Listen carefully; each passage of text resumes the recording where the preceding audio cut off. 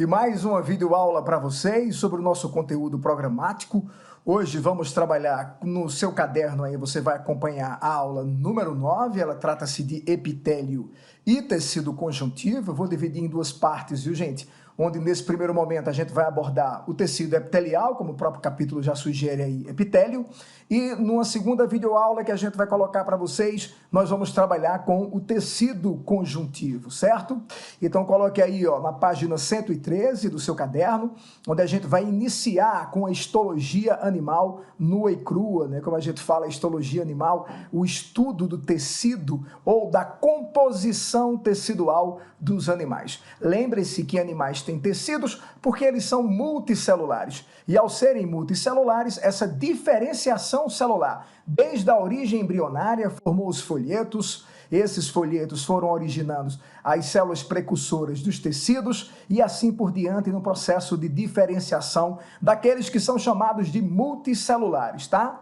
Se temos tecidos, quais são esses tecidos? Então a gente está vendo aí o tecido epitelial, tecido conjuntivo, muscular e nervoso. É isso que estuda, é isso que destina-se à chamada histologia animal, perfeito? Então a gente vai ver aqui algumas diversidades, como vocês estão vendo nessas figuras aqui, ó, nessas imagens. Você tem todo o organismo humano espalhado com formas diferentes de tecidos. Esses exemplos de células que vocês estão vendo aqui compreendem, obviamente, o tecido epitelial, o tecido conjuntivo, o muscular e o nervoso, células que apresentam formas diferentes, consequentemente, funções diferentes, funções das mais diversas dentro do nosso organismo, onde vai se sobrepor. Já que são morfofisiologicamente idênticas, elas vão se sobrepor para formar os tecidos que nós conhecemos, os quais vamos detalhar nesta aula com vocês, iniciando pelo tecido epitelial. Então, quando a gente inicia pelo tecido epitelial, qualquer tecido que a gente começa a estudar, eu gosto sempre de dizer assim aos meus alunos, ó, identifica aquilo que é o parâmetro de classificação. É a identidade de cada tecido. Então, basicamente, o que você tem que conhecer dentro da histologia são as características gerais desse tecido. Isso é que vai diferenciar de um para o outro. Então, quando a gente aborda aí, vocês vão acompanhando no caderno, a gente já vê que é um tecido que possui células intimamente ligadas, fortemente ligadas. Aí é um termo muito utilizado na prova, muito utilizado nos livros, que são ditos células justapostas, em justa posição, lado a lado, bem coladinha, tá? Se elas estão bem coladas, elas deixam circular pouca substância intercelular, ou seja, a substância entre as células, a quantidade é pequena porque elas são bastante coladas. Uma característica bem típica do tecido epitelial é a ausência de vasos sanguíneos. É um tecido dito avascular. Os vasos sanguíneos não adentram no tecido epitelial. Então você pergunta, e aí fica o questionamento do estudante, ora, se os vasos sanguíneos são os condutores do sangue, consequentemente condutores de oxigênio, de nutrientes, de hormônios, de proteínas sinalizadoras, como é que isso vai acontecer no tecido epitelial? Essas substâncias, elas extravasam do tecido conjuntivo que está abaixo do epitelial e passam para o tecido epitelial por difusão, o solvente passa por osmose e assim por diante. Ou seja, ele é nutrido, o epitelial, e oxigenado pelo tecido conjuntivo subjacente, aquele tecido que está abaixo. Outras características importantes, a origem embrionária, como a gente citou, no desenvolvimento embrionário, você já tem a origem dos folhetos embrionários. E esses folhetos são os precursores dos tecidos. Então, o tecido epitelial é o único, viu, gente? Preste bem atenção nessa característica. É o único dos 4 tecidos que tem a origem dos 3 tipos de folhetos. Quais são esses folhetos embrionários de fora para dentro? A ectoderma, a mesoderma e a endoderma. Então, o epitelial, ele é oriundo dos 3 folhetos embrionários, tá? Basicamente, ele tem função de proteção e secreção, é tanto que a gente divide como epitélio de revestimento e epitélio glandular. Bora seguir.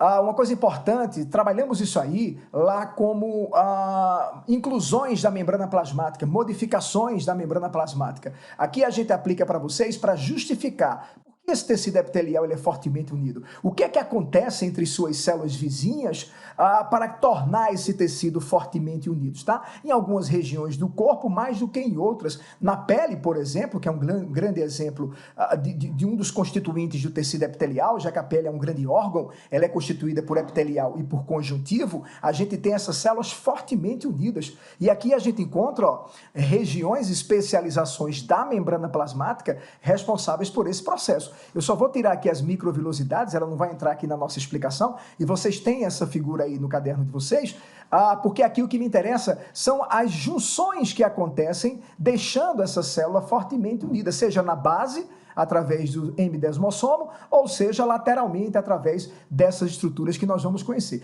Destacar aqui na ordem aquilo que é mais pedido em prova. Então, tanto os desmossomos como os hemidesmossomos são bastante citados no vestibular, porque são proteínas, né, desmogleína, são proteínas conectivas que unem a célula fortemente com a sua célula vizinha e une a célula epitelial à lâmina basal que está aqui embaixo. Ó. Se você lembrar comigo a aula de membrana plasmática, eu diferenciei para vocês bem basicamente o que era um desmossomo de um hemidesmossomo. O prefixo hemi significa parcial. Aqui, se você olhar direitinho, esta célula aqui epitelial, ela tem uma parte do seu desmossomo ligada ao desmossomo da célula vizinha, da célula que está ao lado. Então, isso aqui é um desmossomo completo, ó, porque ele tem de uma célula e de outra. Já aqui embaixo, nós chamamos de hemidesmossomo, porque só tem a parte da célula, já que a lâmina que fica aqui embaixo das células epiteliais, essa membrana ou lâmina basal, ela não é constituída por célula, tá? É um composto glicoproteico, onde essas proteínas aqui, ó, agarram firmemente, mantendo a célula presa à sua base. Então a gente vai seguindo a zona de oclusão, bem aqui no ápice mesmo, ó, muito próximo, feito uma cinta, prendendo para não deixar espaço para que circule substâncias entre a célula. Vamos descendo mais. Zona de adesão, um conjunto de proteínas de uma célula e da outra, onde elas se comunicam, ó, de um lado para o outro, formando ganchos, prendendo fortemente uma célula à sua vizinha. A zona comunicante ou junção comunicante, ou seja, proteínas que criam canais de comunicação entre os citoplasmas, que podem até passar, viu gente? Alguns íons, alguns elementos transitam do citoplasma para o outro. Então você tem aqui, ó, fortemente estruturas à base de proteínas e de fibras proteicas que deixam as células epiteliais justapostas, bastante unidas, o que caracteriza o tecido epitelial. Vamos seguir. Vamos começar com o epitélio de revestimento. A gente viu que temos o epitélio de secreção, que é o epitélio glandular, e o de revestimento. Vamos começar pelo de revestimento. Então, eu destacaria para vocês aqui essa imagem, onde existem camadas formadas por células que vão revestir os órgãos. Mas é bom a gente deixar bem claro que esse revestimento ele é interno nos órgãos ocos, ó, acompanhe comigo. Então aqui a gente destaca um estômago, então internamente você tem um revestimento e externamente você tem outro revestimento nesse órgão. Por isso que a gente chama as camadas internas de proteção, elas são chamadas de mucosa, as internas, e as superfícies externas são chamadas de serosas. Então, órgãos que sejam ocos, eles serão revestidos internamente, nós chamamos isso aqui de mucosa, mas também serão revestidos externamente, nós chamamos de serosa, destacando aí a pleura, que é uma serosa que recobre os pulmões, o peritônio, que recobre as vísceras abdominais, o pericárdio, que recobre o coração. Mucosa, o aparelho digestório, ele tem praticamente em todos os seus órgãos, ele tem mucosa, desde a mucosa oral até a mucosa retal, passando pelo estômago, pelo intestino. O aparelho respiratório também tem a mucosa nasal, mucosa traqueal, mucosa dos brônquios. Então, aquele órgão que for oco, ele vai apresentar uma mucosa e essa mucosa é o seu revestimento interno, tá? Agora a gente precisa classificar o tecido epitelial quanto à quantidade de células e a forma dessas células, tá, gente? É bom a gente não estar decorando, é bom a gente compreender aonde esse tipo de tecido encontra-se e qual é a finalidade dele estar ali. Por isso que eu gosto de explicar dessa maneira para a gente. Então vamos começar com o tecido epitelial de revestimento que tem apenas uma um extrato de células, ou seja, uma camada de célula que nós chamamos de uniestratificado. Ele é simples por ter só uma camada, tá aí o termo de uniestratificação, tá certo? Então a gente começa pelo pavimentoso, que são células achatadas, pode ver que essas células são planas, ó, são bem achatadinhas. Aqui está a lâmina basal embaixo e as células em cima dessa lâmina basal. Lembre-se que o tecido epitelial de revestimento, ele pousa sobre essa lâmina basal. E aí fica aqui para a gente poder compreender a funcionalidade. Vejam, por não ter estratos de células, ele ser uniestratificado, e por ser pavimentoso, isso facilita trocas de substâncias. Por isso que nós vamos encontrar nos vasos sanguíneos, o endotélio, ele é formado de tecido epitelial simples pavimentoso, e os alvéolos pulmonares. E a gente lembra qual é a importância disso. Pelos vasos sanguíneos, nós temos as trocas de substâncias, né?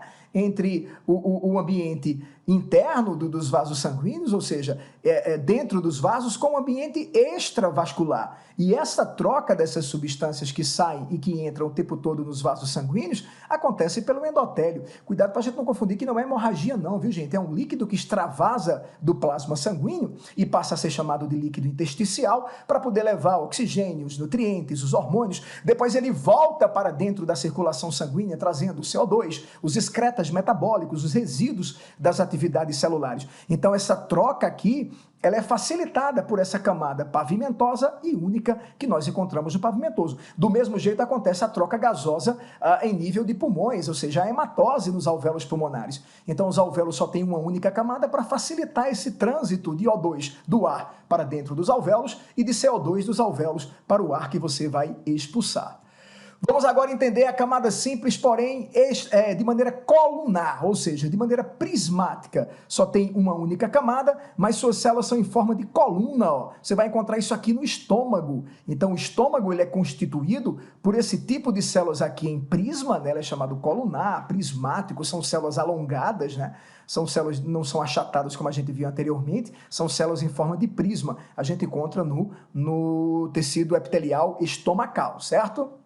Seguindo agora, esse é um tecido, é um tipo de tecido epitelial que ele é muito pedido em prova, por algumas particularidades que ele tem. Esse tipo de tecido epitelial, ele apresenta cílios em sua superfície apical. Na região apical das células existem cílios, e esses cílios vão fazer o que, gente? A pureza, a limpeza desse local, remoção de partículas, por isso que você vai encontrar basicamente na via respiratória. Cavidade nasal, traqueias, brônquios. Para que isso, professor? Para poder remover partículas no ar que você inalou. Isso é uma forma de proteção. Esse tecido ele é chamado de pseudoestratificado, ou seja, ele apresenta uma falsa estratificação, porque se você olhar direitinho para o formato de suas células, ó, essas células são irregulares. Sendo elas irregulares, dá uma falsa impressão de ter mais de uma camada de célula, quando na verdade não tem. Apresenta uma única camada com essa falsa estratificação, por isso o termo pseudoestratificado.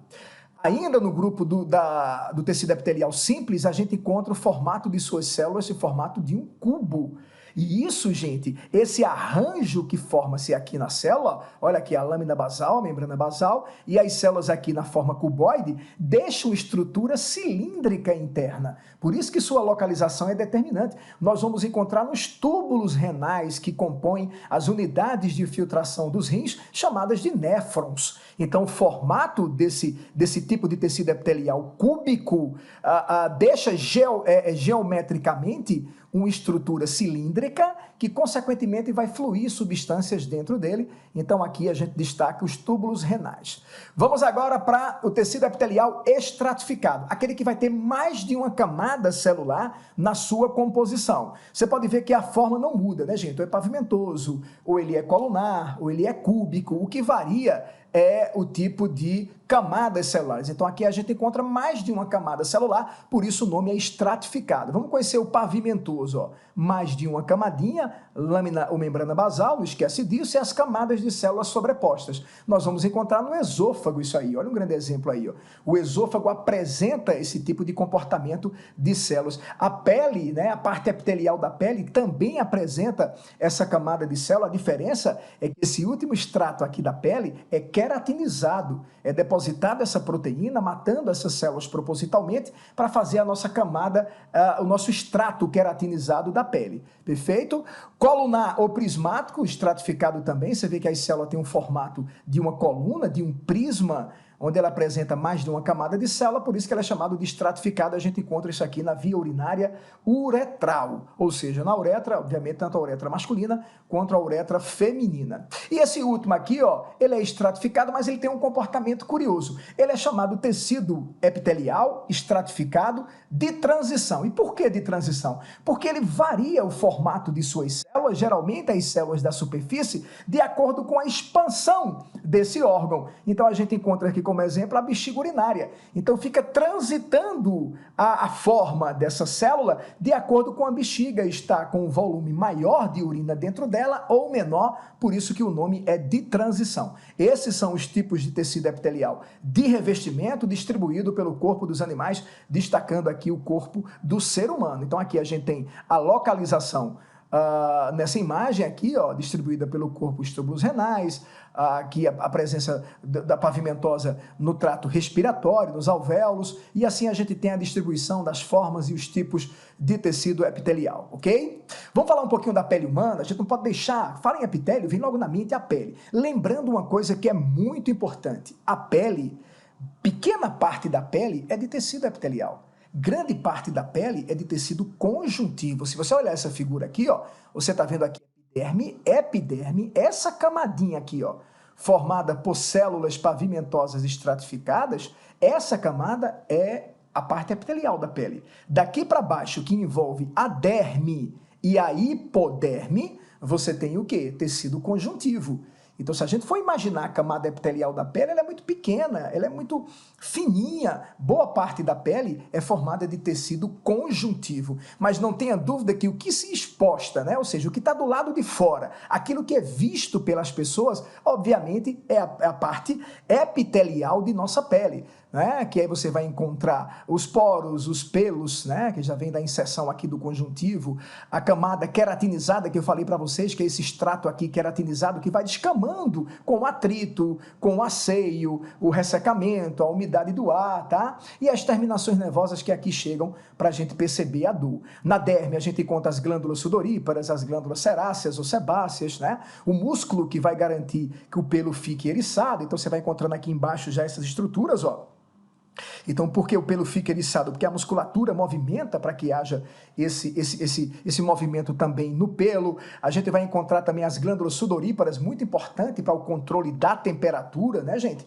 Esse controle da temperatura se dá pelo suor, eliminando uma quantidade de água, e essa água vai ser modificar seu estado físico, vai evaporar, levando calor e diminuindo a intensidade de calor propagando-se pelo corpo. A gente segue aqui na derme ainda, identificando o fio piloso, né, que é a base de onde o fio parte. Na hipoderme encontramos veias e artérias, bem aqui na basezinha, ó. Essa hipoderme, os vasos sanguíneos, o tecido adiposo, né, que é um excelente isolante térmico, mas lembrando que o tecido adiposo é um tecido conjuntivo. Deixar bem claro aqui nessa imagem para vocês que a parte epitelial da pele é a epiderme, tá? Não esquece disso. Derme e hipoderme faz parte de quê? Do tecido chamado de tecido conjuntivo. Gente, eu queria passar essa matéria aqui para vocês, esse vídeo aqui para vocês, que fala sobre o câncer de pele. A gente sabe que o câncer de pele, em países tropicais como o nosso, é muito comum devido à radiação. Lembrando, obviamente, que eu estou citando apenas um tipo de câncer de pele, que é aquele causado pela radiação ultravioleta, pela radiação solar. Existem outros tipos de câncer de pele também, e eu queria que vocês vissem nessa matéria aqui, ó. Vamos acompanhar comigo essa matéria, que fala sobre câncer de pele com especialistas.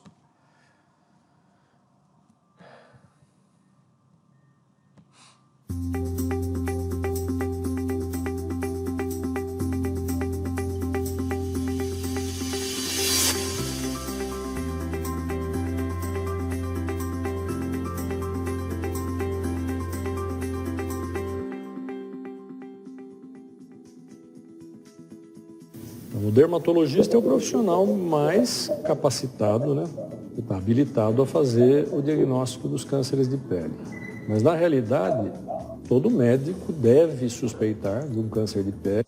E eu diria que outros profissionais da área da saúde E mesmo o indivíduo leigo, não médico, deve também estar suspeitando de que ele possa estar com câncer de pele. Nós temos sinais, por exemplo, na pele, desde manchas, feridas que não cicatrizam,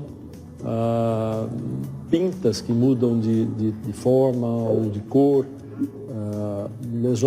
pintas que, por exemplo, começam a coçar e antes eram assintomáticas. Esses sinais e sintomas, por exemplo, como a questão da coceira, o sangramento de uma lesão, tudo isso deve fazer imaginar a possibilidade de um câncer da pele.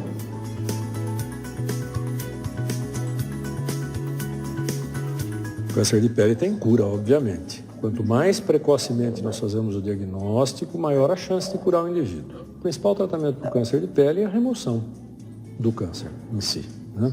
E quanto menor é uma lesão, maior a chance de eu exterminar com essa lesão, curar esse indivíduo e deixar um mínimo de sequela, vamos dizer, do ponto de vista até funcional, né? Um tumor de pele que acomete uma pálpebra, quanto menor é, mais fácil eu fazer essa remoção sem que ele perca a função dessa pálpebra. Em relação ao melanoma, que eu diria que é um câncer que nos preocupa muito, porque o que salva o indivíduo ainda é o diagnóstico precoce, quando esse tumor está nas camadas mais superiores da pele, a maior preocupação que eu tenho é fazer o diagnóstico precocemente e tratar cirurgicamente, extirpando esse tumor o mais precocemente possível. Existem outras formas de tratar câncer de pele. Hoje, para alguns subtipos de tumores, nós temos medicações tópicas, pomadas, cremes que se passam com chances de cura muito boas. Tem tratamentos com frio, por exemplo, congelando a lesão, tem tratamentos com cauterização das lesões, e assim não vale, mas tem cura sim.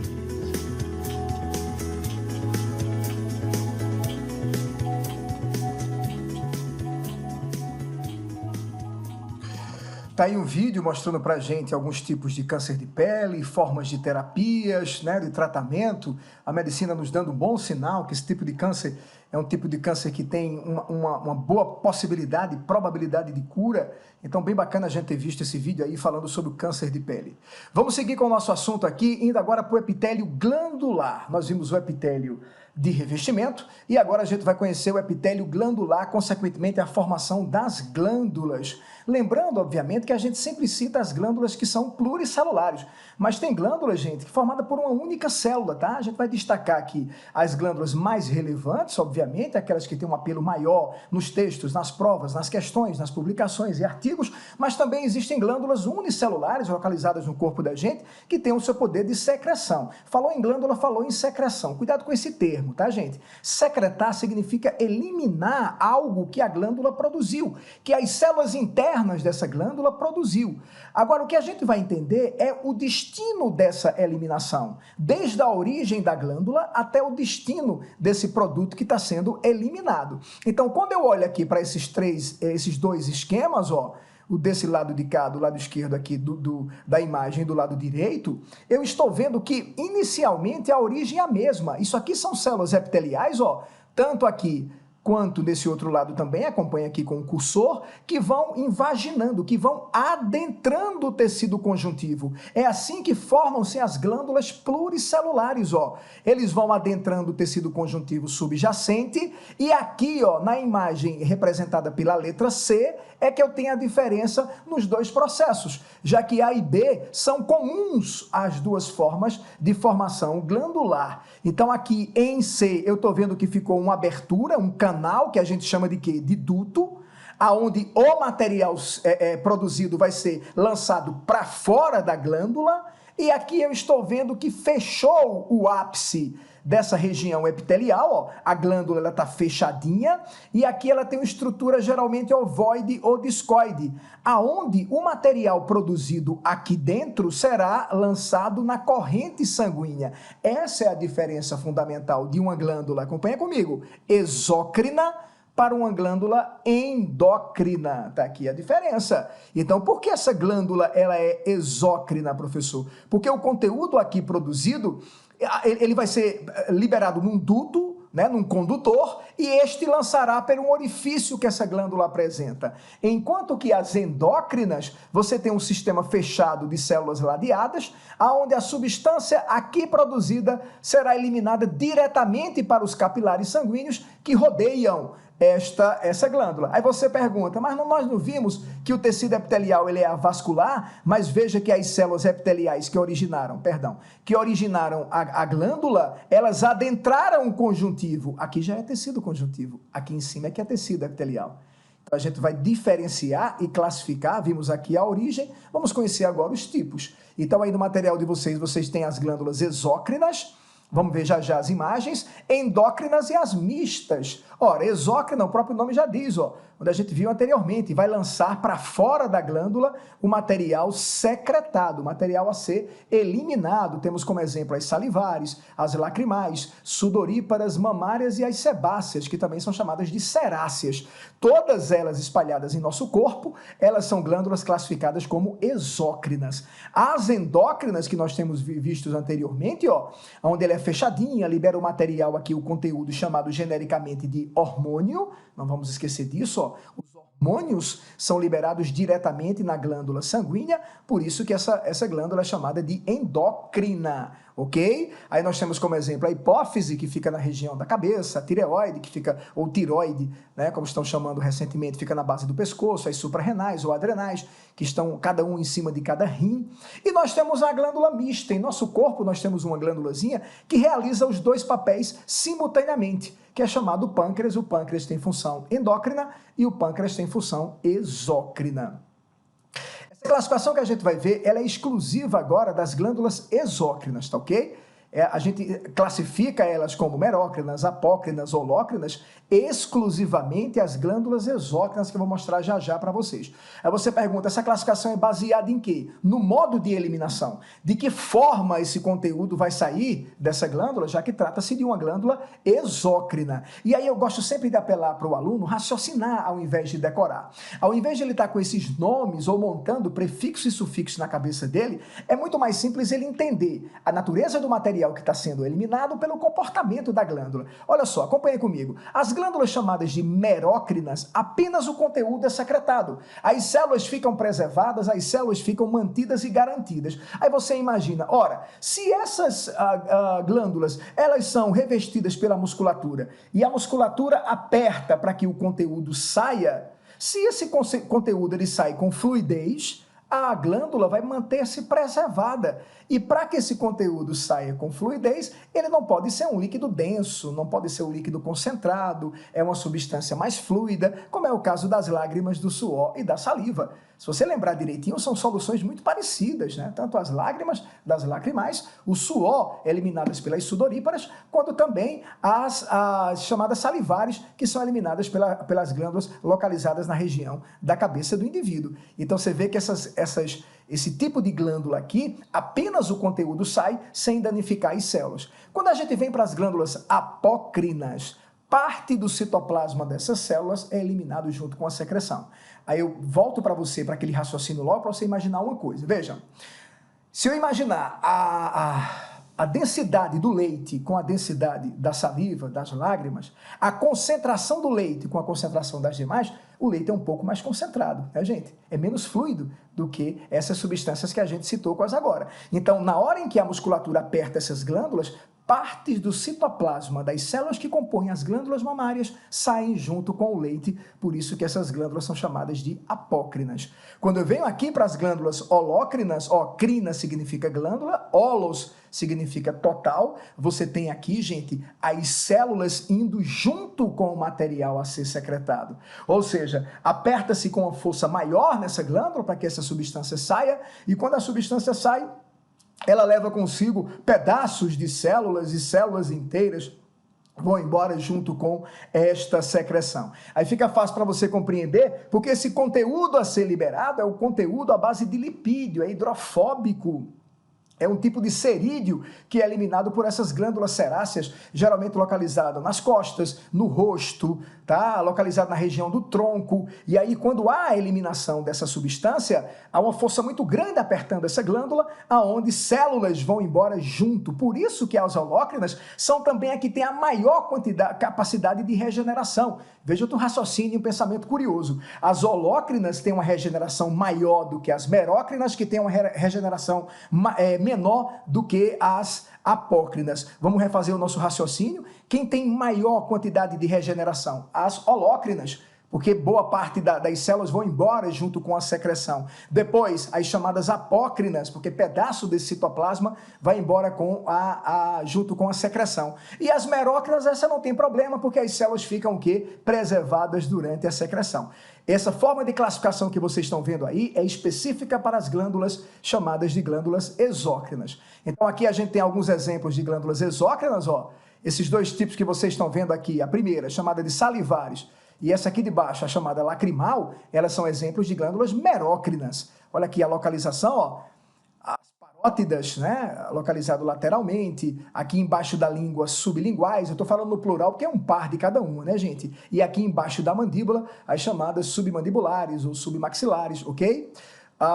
Que mais? Aqui as lacrimais, ó, nessa região interpalpebrar, você encontra as glândulas lacrimais, onde esse duto secreta aqui nessa região da esclerótica, entre a pálpebra e a esclerótica, as lágrimas. Aqui a gente está vendo uma glândula chamada de apócrina, que são as glândulas mamárias, ó. Então você tem aqui os dutos mamários, que vão recolher o leite produzido por essas glândulas e lançar aqui pelo mamilo, pela auréola.